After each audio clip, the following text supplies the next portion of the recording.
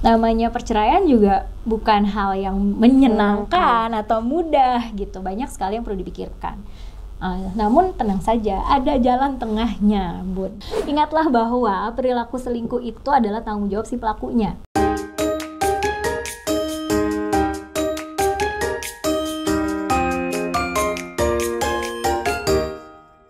Ketika merasa bahwa saya tahu nih hubungan udah nggak sehat, malah udah toksik, tapi belum bisa untuk berpisah. Nah, kita mesti satu, bagus bahwa sudah menyadari. Sehingga ketika sudah menyadari, mari fokus ke diri dulu, menguatkan diri dulu. Tadi kan alasan kenapa nggak berpisah, bisa komitmen moral dari nilai, kalau itu memang susah diapa-apain. Yang kedua, karena kesulitan, lebih banyak tantangannya kalau bercerai, kalau pisah, kalau sendiri. Sehingga bangun dulu diri kita, fokus dulu kepada diri, coba berusaha regulasi emosi kita, berusaha cari bantuan, dan bangun support system. Jadi misalnya tadi toksiknya itu dari segi pembatasan sosial. Oke nih nggak boleh kemana-mana, sehingga memang tergantung sama pasangan. Nah mulai coba pelan-pelan membesarkan lingkup pergaulan. Mungkin nggak bisa pergi ke mall reunian, mungkin itu perizinannya susah, tapi izin beli ke tukang sayur depan kompleks misalnya. Di situ kita janjian dulu sama tetangga sebelah gitu. Beli sayur yuk bareng-bareng. Nah dari situ kan mulai bisa ngobrol pelan-pelan, bangun relasi. Atau misalnya antar anak ekskul sekalian ngobrol sama orang tua yang lain. Jadi mulai dengan membangun jejaring kita dulu, membangun sumber daya lagi gitu. Kalaupun tadi misalnya ketakutannya adalah finansial, ya udah skill apa nih yang bisa kita gunakan untuk menghasilkan uang. Mungkin nggak boleh kerja, tapi apa? Misalnya bisa masak, bisa nggak open PO gitu pelan-pelan. Jadi mulai bangun dulu meskipun masih di dalam hubungan gitu. Sehingga kalau misalnya terjadi sesuatu pemicu yang benar-benar membahayakan diri, sudah cukup kuat. Ketika misalnya udah nggak bisa nih, udah harus pisah, tidak lagi sesulit sebelumnya.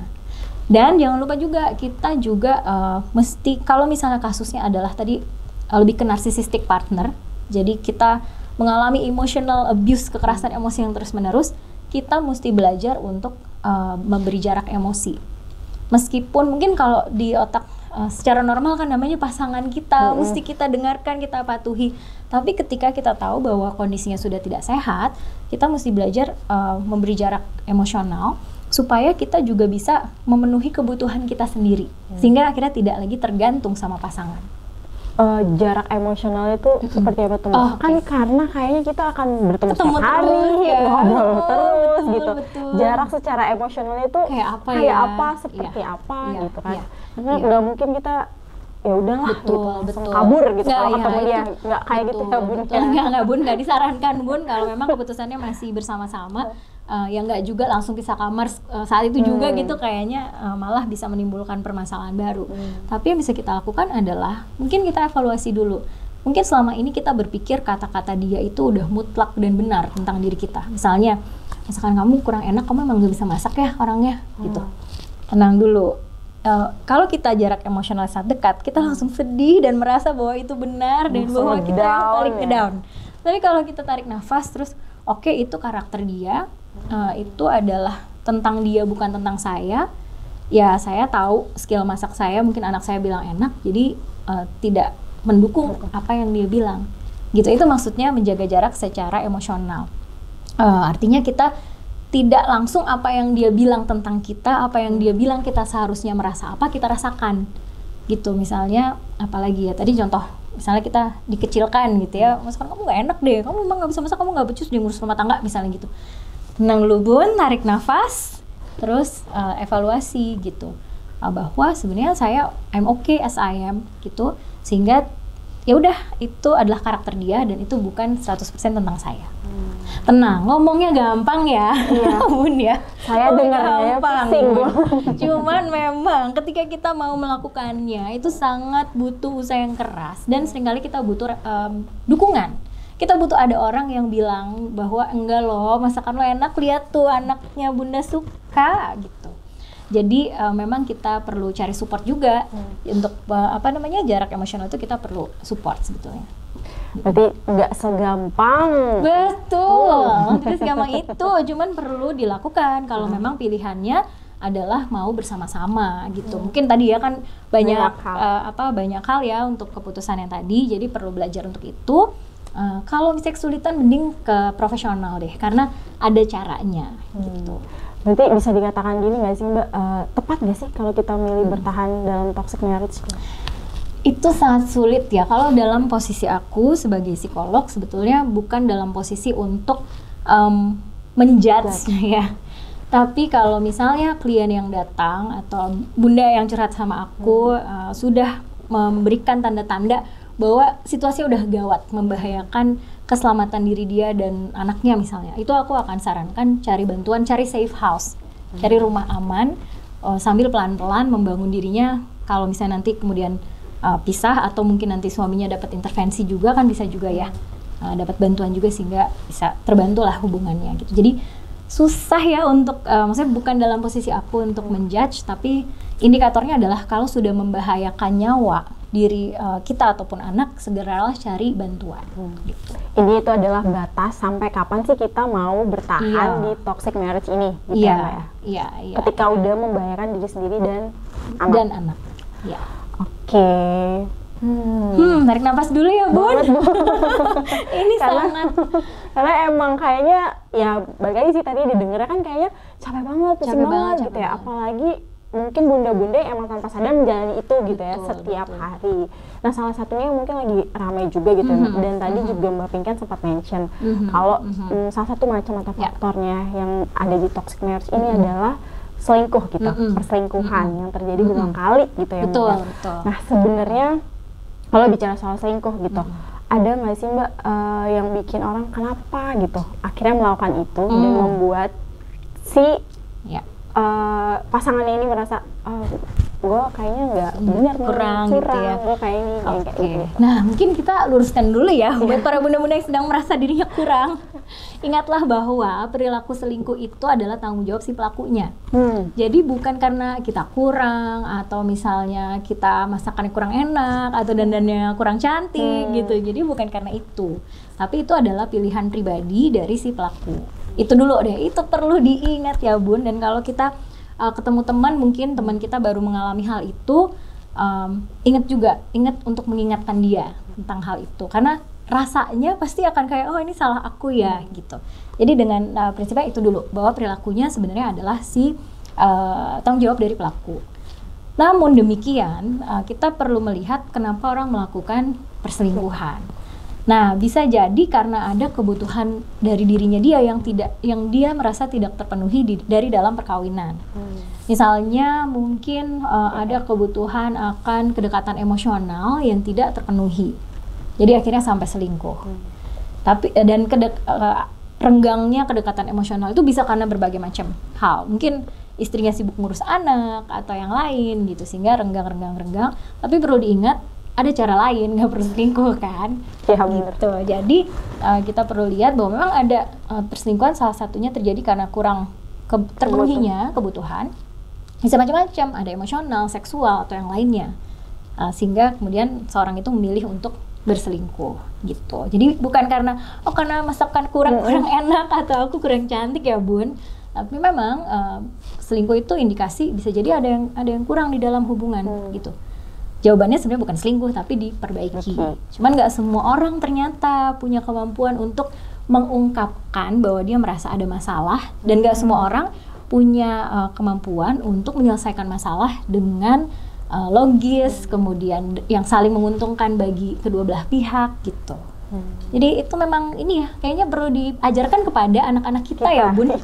Bagaimana kita mengelola stres, mengelola emosi, bahwa ada kalau misalnya kita merasa ada yang nggak baik atau ada yang kurang di dalam hubungan, bagaimana kita mengkomunikasikannya gitu.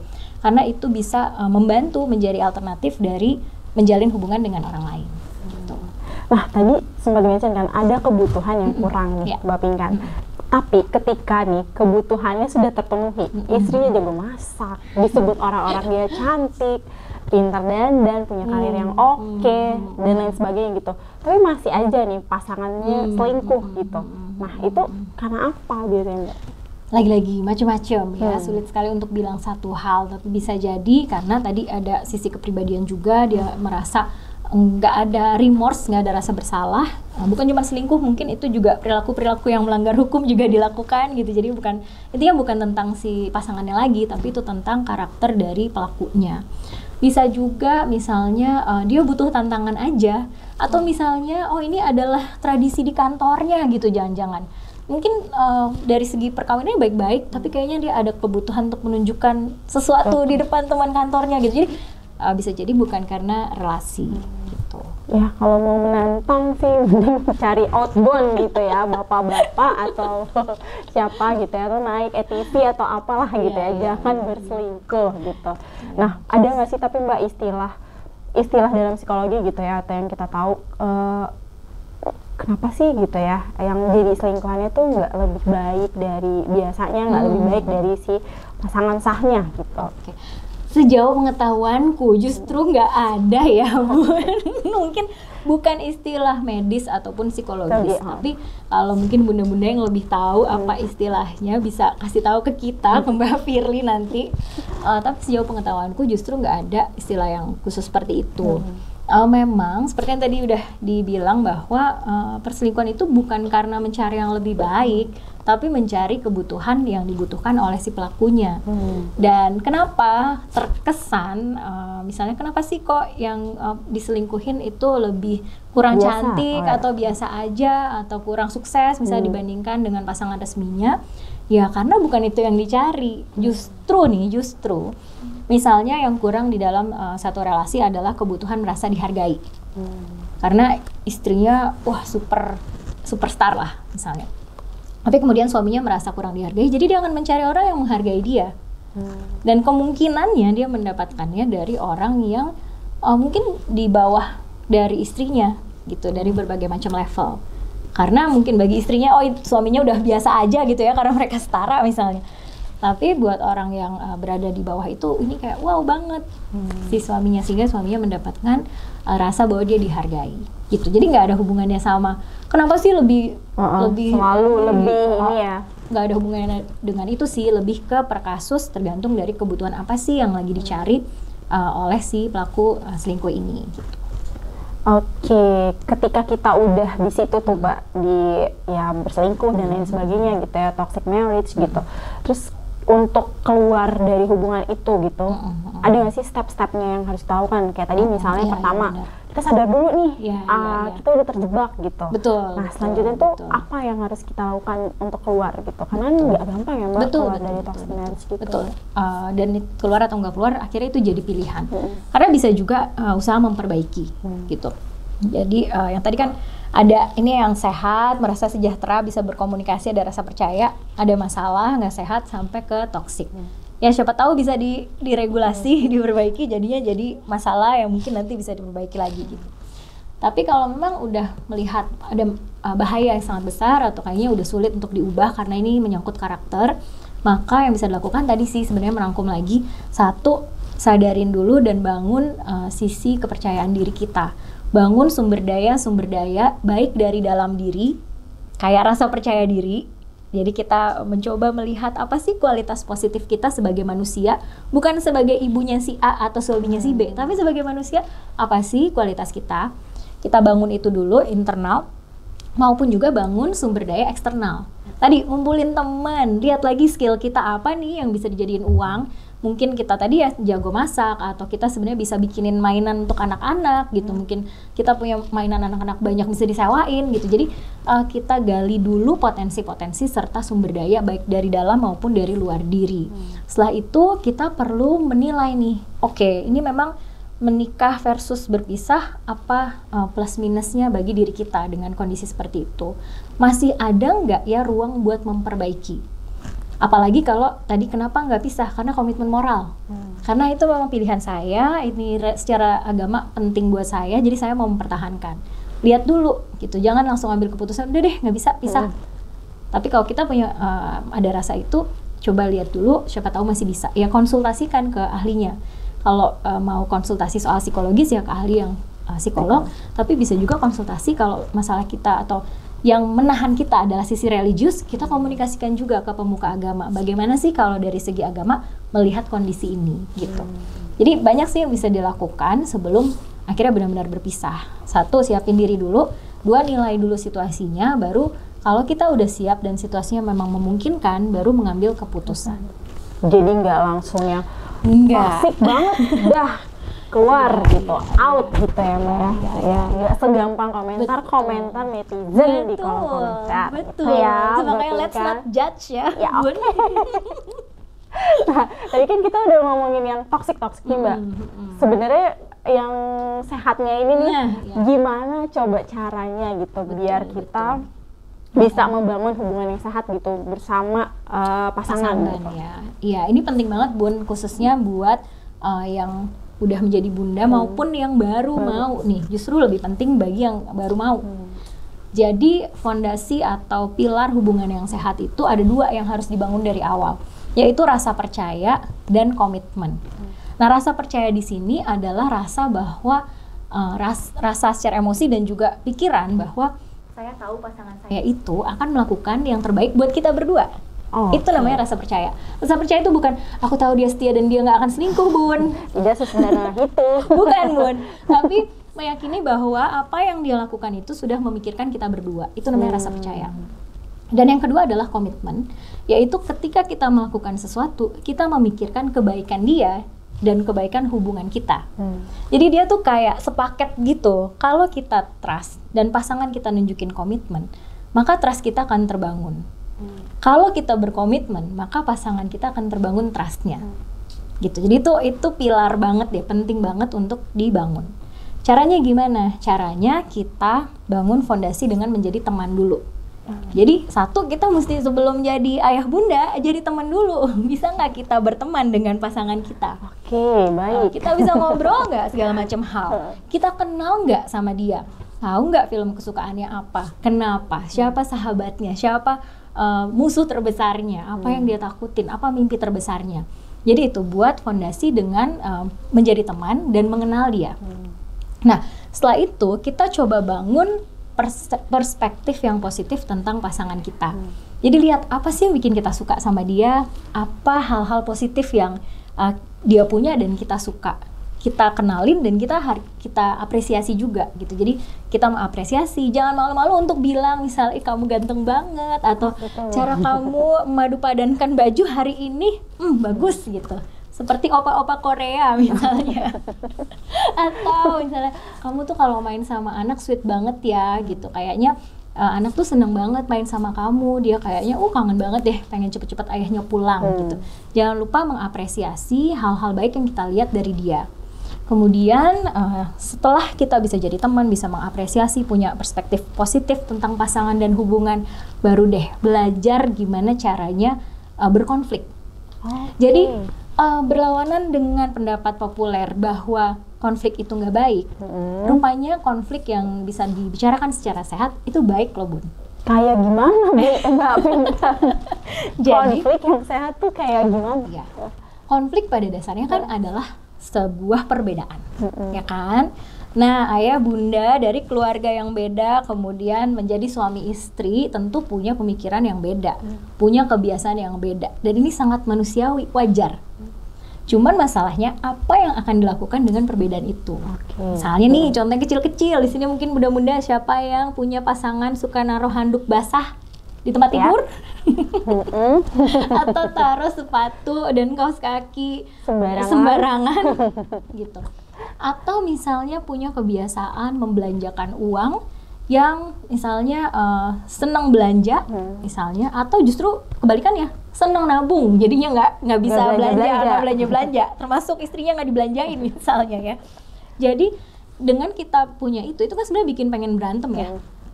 Pengen, ini ngapain handuk basah gitu, atau kenapa kamu nggak pernah belanjain aku gitu, kamu nggak sayang ya sama aku. Nah itu konflik tapi tidak sehat karena kita mengkritisi, kita menyerang.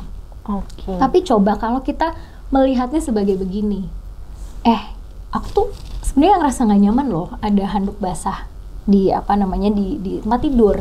Kalau buat dari sudut pandang kamu ini gimana?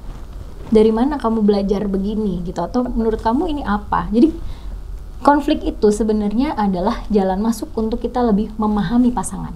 Oke, berarti lebih ke pemilihan katanya lebih baik ya. Betul. Dan intensinya bukan untuk menang, karena kan kadang ya saya juga ngaku ya boleh ada handuk gitu. Nah itu saya yang harus menang berarti. Oke, saya juga harus menang. Tapi intensinya adalah bagaimana kita memahami pasangan. Dari mana sih dia belajar ini gitu. Sebenarnya apa yang ini tuh bagian dari kepribadiannya, atau dia emang lupa atau gimana atau apa gitu. Sehingga dari situ kita bisa cari solusi buat bersama yang disetujui oleh sama-sama. Atau jangan-jangan solusinya untuk perilaku-perilaku yang tadi ya. Jangan-jangan solusinya adalah relain aja tempat tidur bagian situ Bun, taruhin plastik atau apa. Jadi ya udah biar aja dia taruh terus di situ, kan masalah selesai. Jadi nggak perlu saling naik suara gitu. Atau misalnya, kita udah tahu nih, ini spot dia buang kaos kaki sama sepatu di situ. Ya udah kita taruhin aja ember atau apa di situ dan tutup mata, nggak usah memikirkan estetika rumah di bagian situ misalnya. Jadi dengan kita memahami dan kita menerima pasangan kita, sebenarnya konfliknya jadinya nggak berkepanjangan. Nah untuk yang sedikit lebih berat, misalnya soal finansial tadi, coba kita pahami gitu. Aku perhatiin kayaknya setiap kali gajian, porsi terbesar kamu tuh untuk tabungan loh. Buat kita cuma 5% misalnya. 90% ditabung, 5% buat apa gitu. Operasional rumah, 5% lagi buat aku atau buat kita. Itu apa sih artinya buat kamu gitu. Jadi sebelum kita bilang kamu pelit banget deh gitu. Ya nggak boleh ngegas gitu. Dulu ya. Tenang Bun. Makanya regulasi emosi dulu. Abis itu baru kita intensinya adalah berusaha memahami suami gitu. Sebenarnya dia belajar dari mana sih itu gitu, gimana mungkin cara dia dibesarkan, kok bisa bikin dia sampai jadi perilakunya gini sekarang, atau apa sih arti uang buat dia gitu. Jangan-jangan uang itu buat dia adalah rasa aman, sedangkan buat kita uang itu adalah alat. Oh ternyata emang beda makna Bun, sama bendanya uang tapi beda makna gitu. Jadi dengan begitu kalau kita paham, lebih mudah buat kita juga menerima sebagian dari kebiasaan dia gitu. Tentu bukan berarti kita kayak terima-terima terus ya, terus tertekan terus akhirnya jadi nggak sehat gitu tadi. Tapi kita bisa bilang oke, aku paham bagian sini adalah untuk safety. Aku ngerti kamu boleh kok tetap sebagian besar keuangan kamu buat safety, buat tabungan. Tapi kayaknya di satu sisi kita perlu sekolah anak nih, kayaknya mulai banyak kebutuhannya. Menurut kamu gimana? Gitu. Jadi dia juga ketika pasangan kita merasa diterima bahwa kebiasaannya itu nggak apa-apa, kebutuhannya itu oke, dia akan lebih loose kok dengan spending uang, selama kita masih bisa bilang ini nggak akan mengganggu safety kamu kok gitu. Karena bisa kita atur dan segala macam, karena kita tahu kebutuhan utamanya safety, rasa aman. Jadi kita cara masuknya juga dengan rasa aman. Mudah-mudahan make sense ya Bun, meskipun lebih mudah diucapkan daripada dilakukan. Tadi sepertinya relate, saya juga merasa seperti itu. Jadi kayaknya pelan-pelan bener harus. Jadi berantem nggak apa-apa ya? Berantem nggak apa-apa gitu. Taruh perbedaan-perbedaan di atas meja itu nggak apa-apa. Justru yang lebih bahaya didiemin dan tiba-tiba meledak blar gitu kan. Jadi kalau kita udah mulai merasa kayaknya ada yang off deh, kayaknya ada yang saya ngerasa nggak nyaman deh, segera dibicarakan. Dengan caranya tadi ya Bun, jangan kenapa sih kamu gitu. Jangan ngegas gitu ya. Intinya jangan ngegas ya Bun. Saya juga jangan ngegas. Tarik napas Bun. Makanya penting sekali kita belajar regulasi emosi kita sendiri. Nah ketika tadi udah di hubungan yang sehat gitu, cuman kan tetap aja ya Mbak ya, kadang tuh kita merasa kok datar-datar aja nih hubungan dan lain sebagainya gitu ya. Untuk kembali bikin membara gitu ya.